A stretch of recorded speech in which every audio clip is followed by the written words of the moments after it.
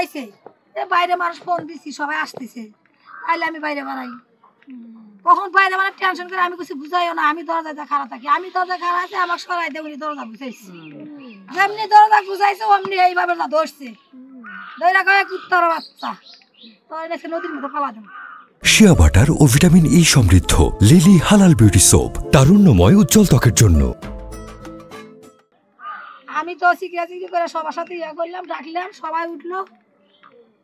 কি বৃত্তান্ত শার্টের গলা ধরলো উনি দরজা টেনে ধরলো বেড়া টেনে ধরলো ধরার পরে উনি পায়ে স্যান্ডেল আসছিল স্যান্ডেলটা পরে গেল একটা স্যান্ডেল হজত খাইছে সেই বাড়ি সেই বাড়ি টাড়ি দেওয়ার পরে খালি দাও না কি জানি তাকে খালি দাও কোবানের সাথে কয় যে তোর মাথার মধ্যে এত বেরেন কে তোর মাথার মধ্যে এত বেরেন কোনো জায়গাতে আঘাত করে নাই নাভির জায়গাতে আঘাত করছে হাতের তালু ডাকাটা দিছে আর এত দূর যা করার আগে করছে। গত রাত কয়েকটা সময় সংবাদ পাই ইসলামপুর থানাধীন কুলকান্দি ইউনিয়নের ঝিগাতলা গ্রামে জনৈক একজন আমাকে ওভার ফোনে জানায় যে ওখানকার ১ নম্বর ওয়ার্ডের ওয়ার্ড মেম্বার